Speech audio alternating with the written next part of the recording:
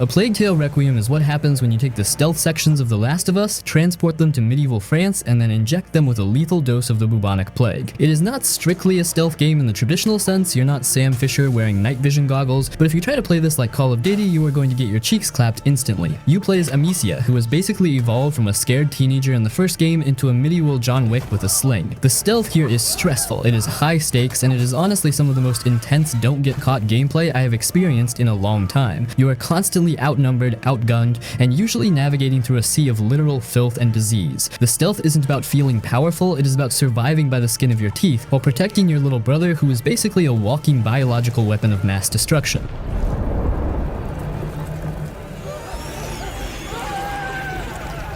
The actual mechanics of the sneaking are a massive step up from the first game, Innocence. In the first one, if a guard saw you, it was basically game over, you were just dead meat. Here, you actually have options. You can slip back into the shadows, break line of sight, or if you are feeling spicy, you can use Alchemy to craft different ammo types to mess with the AI. And that is where the real fun of the stealth comes in. It is not just about hiding in tall grass and waiting for a guard to walk past, it is about puzzle solving with murder. You can use Extinguish to put out a guard's torch so the rats eat him alive, which is arguably the most brutal way to take someone out in video game history. Watching the swarm of 1,000 rats engulf a dude because you turned his nightlight off is morbidly satisfying in a way that probably puts me on a watch list. The rats are the star of the show here. They aren't just a hazard, they are a tool for your stealth. You are manipulating the environment, moving light sources, and hurting these little furry demons to clear a path for you. It adds this layer of strategy that most stealth games lack, where you are usually just worried about vision cones. Here you are worried about vision cones and also the floor turning into a meat grinder.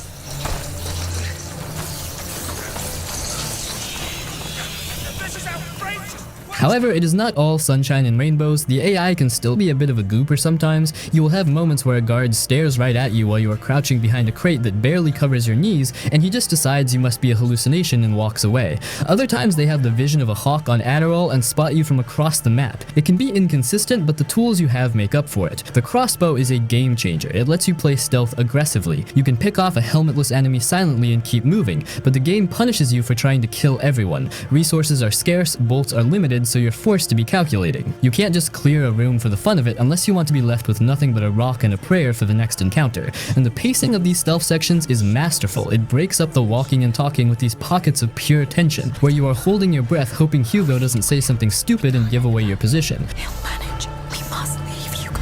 They'll kill us if they catch us. But maybe they'll kill him too. Shh, quiet. Visually, this game is a graphical powerhouse. It is stunning. The lighting, the textures, the way the rats move like a fluid simulation, it is all top tier. But that fidelity comes at a cost, specifically to your frame rate. When the rats really start flooding the screen, you can feel your system sweating. But honestly, the performance hit is almost worth it for the spectacle. The story is also just gut-wrenching. It is a sad, miserable journey, but it is written so well that you are invested in every stealth encounter because you genuinely care about these characters not dying. You aren't just sneaking to get a high score, you're sneaking because you don't want to see Amicia get a spear through the chest. It's emotional stealth. So while it might not be a pure stealth sandbox like Hitman, the stealth elements here are robust, engaging, and serve the narrative perfectly. It is a fantastic experience that will leave you depressed but satisfied. I'm giving A Plague Tale Requiem an 85 on the moist meter.